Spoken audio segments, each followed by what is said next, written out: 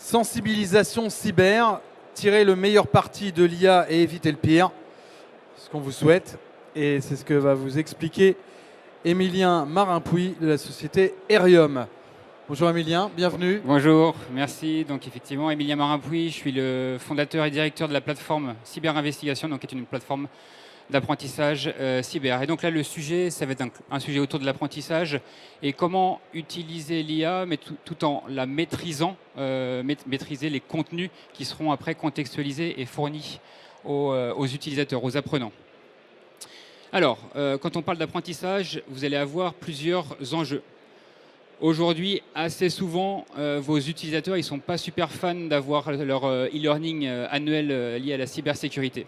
Donc il y a un besoin de les réintéresser, de les remobiliser, et donc évidemment de ne pas les ennuyer, donc de les intéresser avec du contenu concret. Le deuxième point, c'est l'objectif de l'apprentissage, c'est de faire élever le niveau de compétence, le niveau de maturité, le niveau de réflexe. Donc l'objectif, c'est de traiter le risque humain et dans sa globalité. Donc pas uniquement sur des campagnes de phishing, mais vraiment sur tous les risques, phishing, ransomware, fuite d'infos, etc.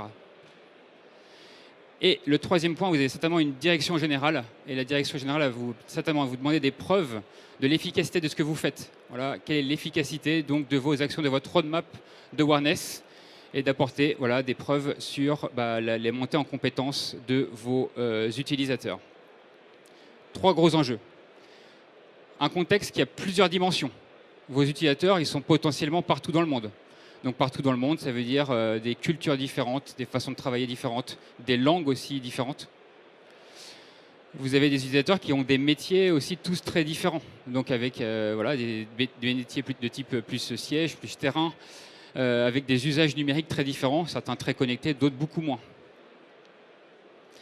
Vous avez des utilisateurs qui ont des niveaux d'exposition aussi sur Internet et les réseaux sociaux très différents. Donc certains peut-être racontent leur vie sur Internet et d'autres sont assez peu connectés, mais maîtrisent assez mal les outils digitaux. Vous avez des utilisateurs qui ont des niveaux de maturité très variés. Donc des gens qui vont être très très à l'aise et d'autres beaucoup moins à l'aise en termes de réflexes face aux différentes menaces. Et enfin, mine de rien, l'IA est déjà arrivée et les utilisateurs voient déjà arriver des newsletters, des posts qui se ressemblent un peu tous. Et peut-être que déjà on est déjà en train de rebasculer dans l'ennui en fait, avec certains usages donc, de l'intelligence artificielle. Donc voilà, avec ces trois objectifs de remobiliser, de traiter le risque humain de manière efficace et ce contexte un peu multidimensionnel, comment on fait? Comment on fait pour remobiliser et traiter ce risque humain? On va faire comme on l'a toujours fait quand on a voulu apprendre. Quand on a voulu apprendre à nager, à un moment donné, on s'est jeté dans l'eau. Et puis potentiellement, on a bu la tasse. Quand on a voulu apprendre à faire du vélo, on est monté sur un vélo, on a enlevé les roulettes. Et puis peut-être qu'à un moment donné, on est tombé. Mais on s'est confronté au réel. Voilà. Donc ça, c'est effectivement notre positionnement. Donc faire progresser les utilisateurs avec des cas concrets. Et des cas concrets donc sur Internet, parce que c'est là que ça se passe. Donc quand on va aller les entraîner sur de l'ingénierie sociale, ils vont aller sur des réseaux sociaux et voir que c'est assez facile finalement de récupérer de l'information personnelle et professionnelle sur des personnes.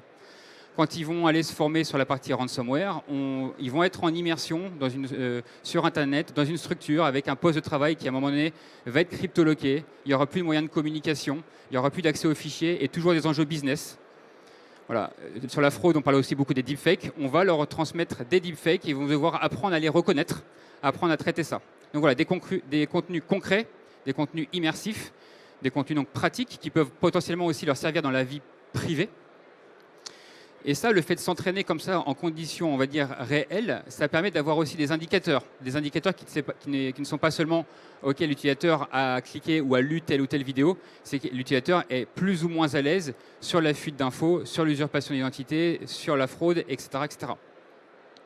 Et enfin, cet apprentissage un peu concret se fait aussi très bien de manière collective. Parce qu'effectivement, quand on va à la piscine, on fait du vélo, on peut le faire avec des amis. Donc apprendre, on peut aussi le faire de manière collective, en groupe, en session.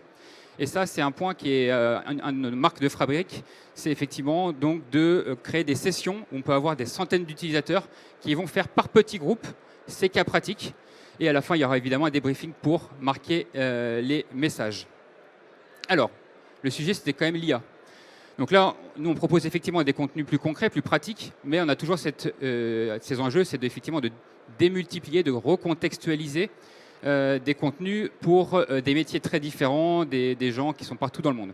Et c'est là que du coup, effectivement, on a développé une nouvelle brique qui va du coup vous aider à contextualiser vos contenus d'apprentissage. Donc c'est une brique d'IA où vous allez pouvoir plus facilement générer du contenu qui va vraiment être personnalisé, contextualisé à vos métiers. Mais par contre, on ne sera pas en full complètement automatique. L'idée, c'est que vous gardiez le contrôle. Donc évidemment, avant que ça se publie, avant que ça se soit transmis et diffusé à vos collaborateurs, vous allez avoir un regard critique sur la qualité. Donc voilà, l'idée, c'est que vous allez mettre vos inputs. Donc ça peut être, par exemple, vous avez une nouvelle charte, vous avez une nouvelle procédure liée, par exemple, à l'usage des IA génératives, des nouvelles documents de procédure, de bonnes pratiques, et vous souhaitez facilement les faire comprendre, les diffuser, et vous savez que les gens, ils n'aiment pas trop lire les procédures. Donc vous allez créer un parcours immersif, pratique, en injectant ces documents, et ça va vous proposer un parcours que vous pourrez du coup personnaliser en quelques clics à partir donc de vos inputs. La particularité, c'est qu'on ne va pas imposer notre LLM.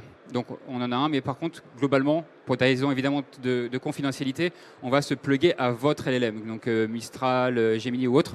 Et c'est du coup, vous allez mettre les documents donc on va s'interfacer à votre LLM pour cette création de parcours.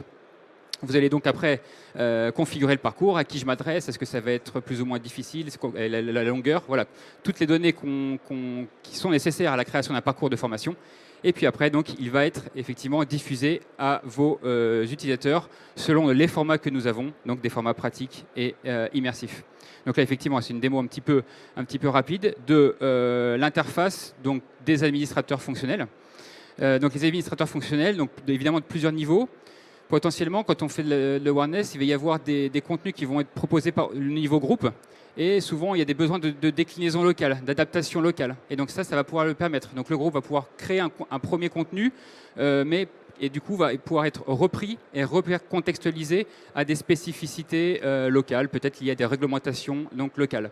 Donc l'utilisateur, effectivement, là on ne voit pas, mais c'est évidemment plugué à un LLM, rentre ses inputs, ça génère un parcours qui a été révisé et après qui est donc publié du coup vers les cibles déterminées. Donc voilà pour cette mini démo de création de parcours via l'IA. Donc voilà, pour un peu conclure, l'IA évidemment, mais en ne laissant pas les choses de manière complètement automatique, garder le contrôle pour évidemment garder ce niveau de qualité, ce niveau de contexte qu'ont besoin vos utilisateurs pour traiter le risque humain, et des contenus plus contextualisés qui peuvent être utilisés évidemment dans des sessions collectives, car on le voit fortement que l'apprentissage en groupe, même si évidemment la plateforme permet de sensibiliser tout le monde et un grand nombre d'utilisateurs via une plateforme SaaS, les moments collectifs sont très très impactants pour la montée en compétences des utilisateurs. Merci à toutes et à tous pour votre attention. On est au stand C25 si vous voulez découvrir du coup la plateforme, les contenus et la manière donc de créer rapidement des nouveaux parcours contextualisés. Merci à toutes et à tous. Merci beaucoup. Parfait.